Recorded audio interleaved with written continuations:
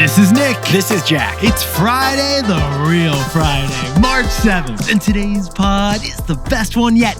This is a TBOY. 3 stories at the intersection of business and pop culture. But Yetis, remember those tariffs we mentioned to you about Canada and Mexico? What happened, Jack? While Trump paused some more of them yesterday, he delayed them until April 2nd. Despite the move intended to appease market, stocks sank another 2 full percentage points. More tariff whiplash, more market negativity all week long.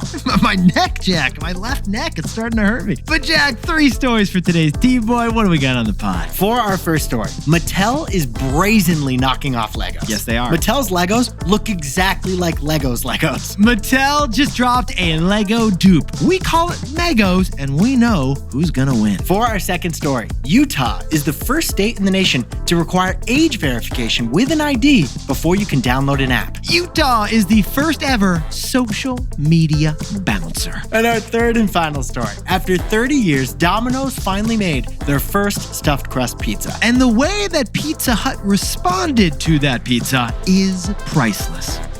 Literally. But Yetis, before we hit that wonderful mix of stories. I mean, no one else is doing that mix. Love the mix of stories, Jack. This weekend is the twice annual daylight savings time. We are springing forward, so you are losing an hour of sleep. The good news is that sunset's going to happen an hour later. The bad news is you're not going to have an hour of sleep on Saturday night. Yeah, we're losing an hour. It's gone. And you're going to need a deep slumber Saturday night to compensate for that. But besties, Jack and I, we got your back. We have a plan to help your circadian slumber this Saturday night. We have a dream to help you dream this weekend. We do. And it's the exact opposite of a typical TBOY episode. It's not going to wake you up like our daily show. It's going to make you...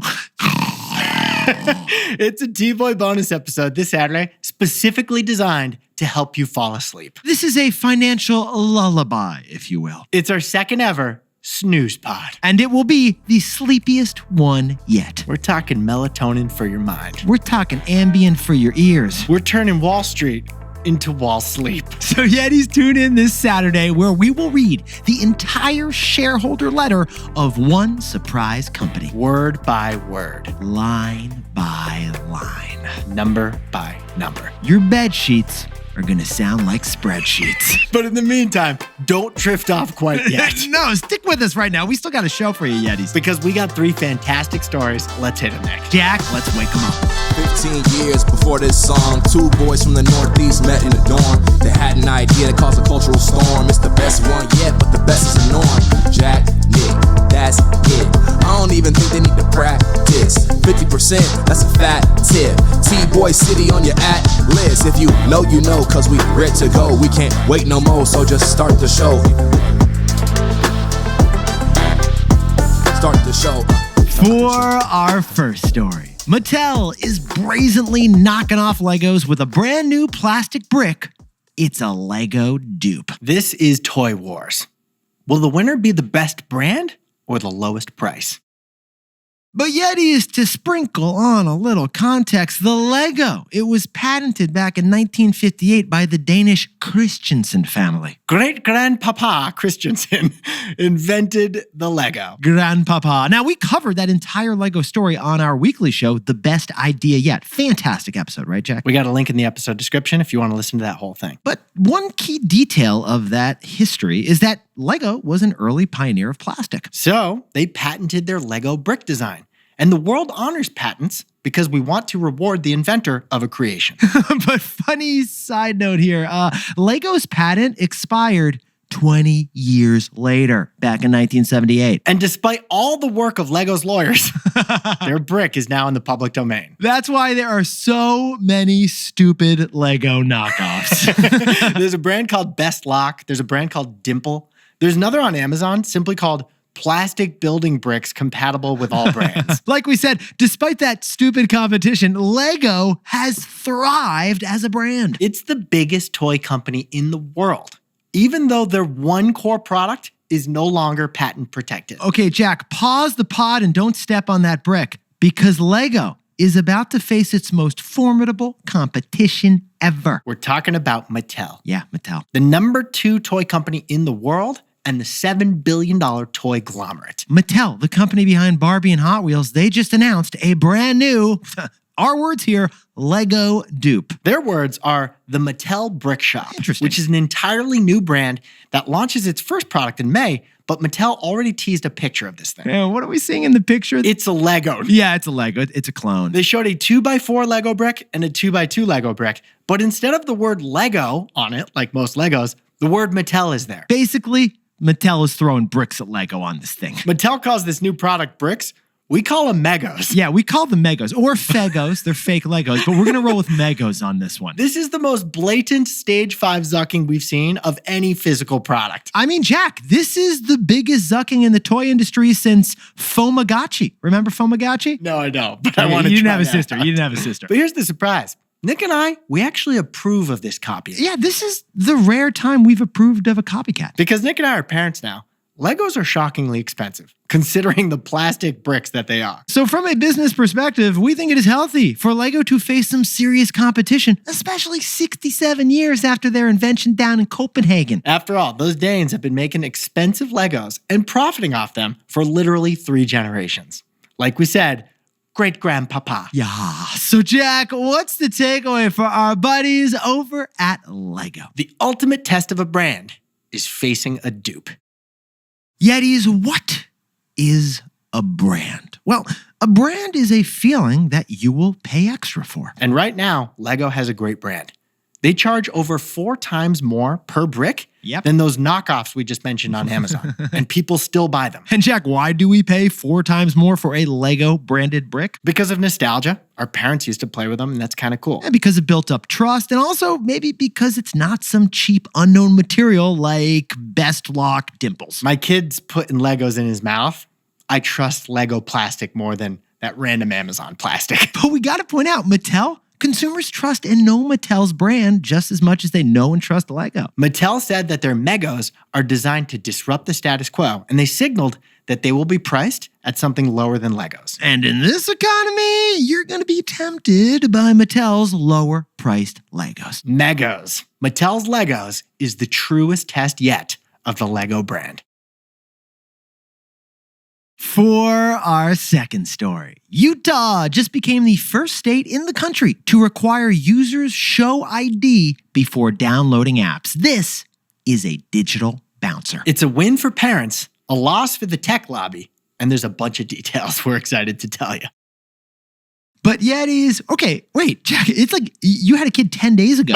I keep forgetting it was less than 2 weeks ago. You had a new baby. Dude, I have 3 under 4. Oh, wow. But here's the big question, Jack. Have you gotten Oakley a Gmail address yet? Did you get him a Gmail yet? I got Wilder and Brooks Gmail accounts, but I haven't gotten Oakley one yet. Okay, that's the first, pro tip everyone shares with you. But Jack, what is the other parenting advice that we found really useful related to business? We protect our kids way too much in the real world these days, but not nearly enough online. Like, let's stop worrying about recess, start worrying about Roblox. Let the kid go out and play in the woods, but let's be careful when they're on, the World Wide Web. Well, the state of Utah seems to agree because they just passed the App Store Accountability Act. It requires users verify their ID before being able to download apps like Instagram. Now, besties, if you are 18 years or older, you're good. You're going to see this once, but just once. It's a one-time age verification to prove you're an adult, and then you can download whatever you want. On the other hand, if you're a minor, then for every app you try to download,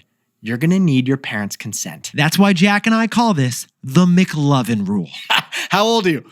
Old enough to party. I'm going to need to see that ID. And then you can download Instagram. Now, Yetis, what Jack and I found fascinating about this story is that Meta, X, Snapchat, all the social media companies, they're actually celebrating this news. Because this news in Utah means they don't have to do anything. Yeah, there's actually huge pressure on Zuckerberg to protect minors who use his social media apps. There's a lot of creeps DMing minors on Instagram. It's a huge problem. And the other problem is that kids lie. Teens love to say that they're older than they really are so that they get the adult version of the app. So this new law in Utah shifts the burden of age verification from those apps to the app stores. And it makes sense, actually. Yeah, it does. It makes sense that Apple would verify a driver's license once rather than every app on the App Store having to do it themselves. Yeah, it's like basically they're giving you a digital wristband that says you're 18 plus. You can now get into the party and you can order whatever you'd like. Apple gives you the digital wristband, and then you can use the whole web however you please.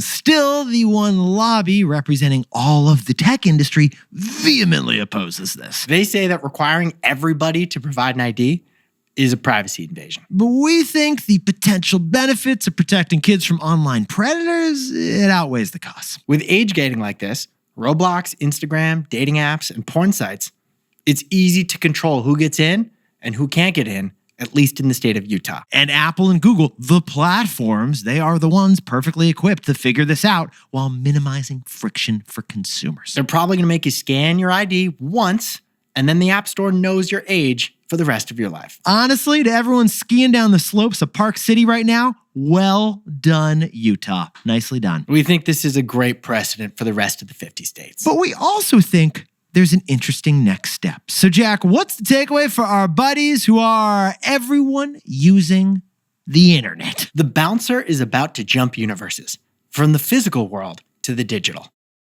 Yetis, in the physical world, alcohol, cigarettes, R-rated movies, they all require your physical ID. But in our opinion, the digital world has far more dangerous threats these days. Get this, 19 American states have actually passed laws requiring age verification to watch pornography websites. Rather than comply, adult websites went black in those 19 states because they don't want to handle the responsibility of checking IDs. And that's why internet browsers like Chrome and Firefox could become the next digital bouncers. Because the most effective way to age gate is through the platforms that provide the broad access, rather than the apps and the websites. Exactly. So besties, this new law, it isn't just going to be in Utah. We think it's going everywhere. And it's not just going to be on your phone. We think it's going to be on every online device. Just like there's a bouncer at the bar, digital bouncers will be at the door of the adult-only web, checking IDs.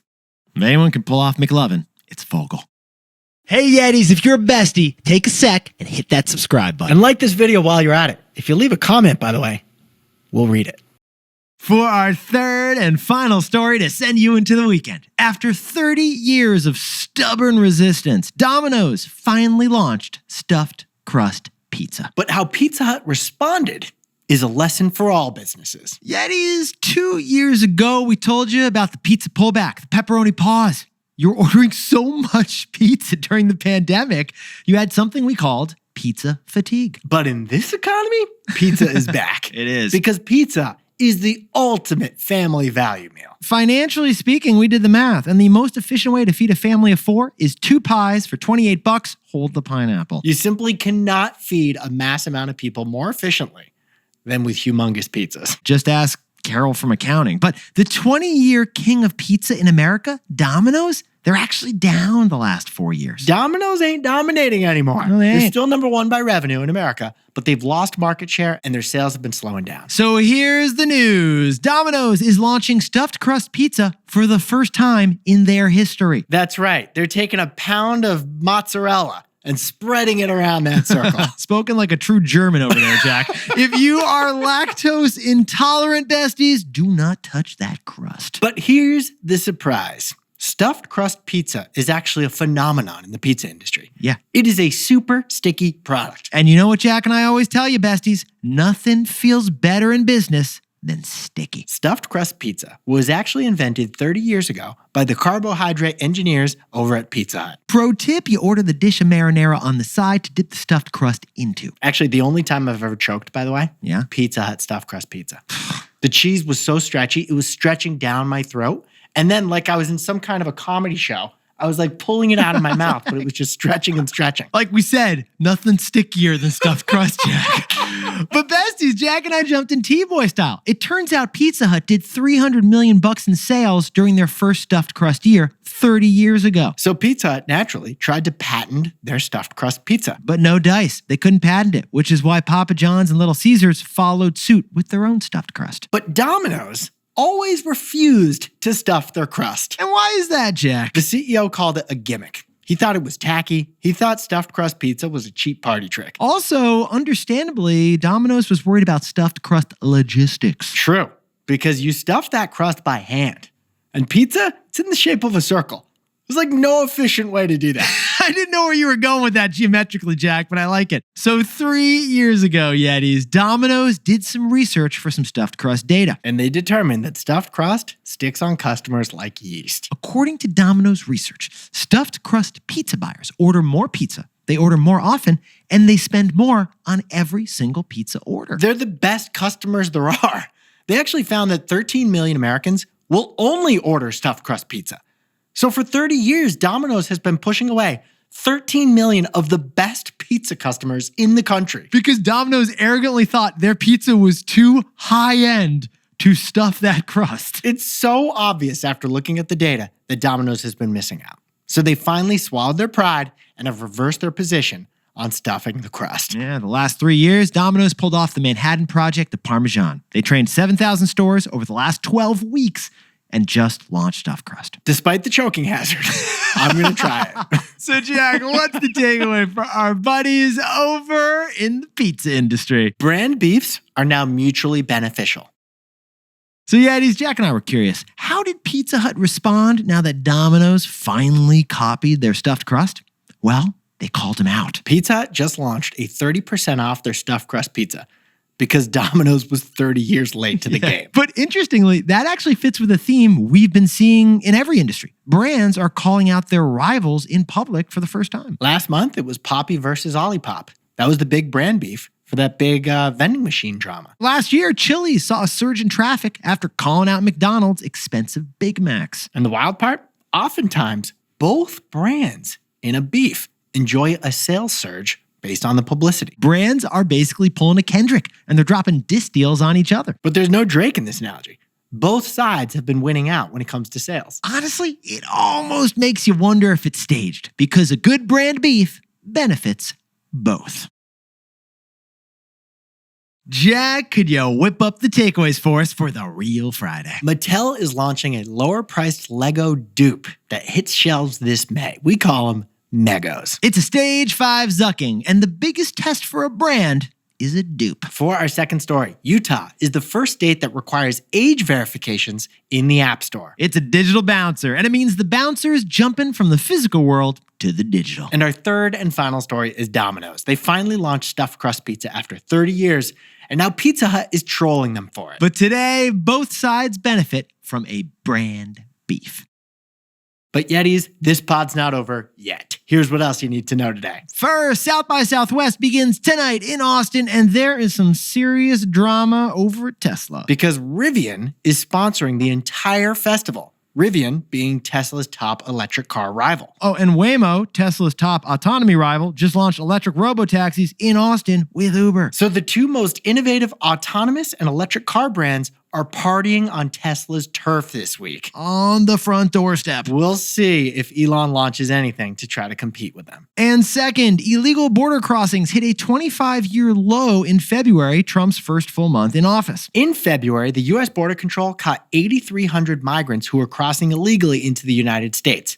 That's the lowest monthly total since we've been keeping track 25 years ago. That's actually down almost 95% compared to the last 2 Februaries. The president's loudly publicized crackdown on immigration has had the deterrence effect that he was hoping for. And finally, Taco Bell sales surged 8% because tacos are the second best value meal in America after pizza. Perfect timing, because we just did an entire episode on the Doritos Locos Taco. The DLT, it's the best-selling taco in history, and it was invented in this crazy Taco Bell lab that we talk about in the entire episode. You got to hear about this thing. It's the first branded product to go viral on Twitter. Yeah, it was the first collab too, really. So, besties, check out The Best Idea Yet. That's our weekly show. Listen this weekend. You're going to love it. It is all about the wild DLT. The link is in the episode description.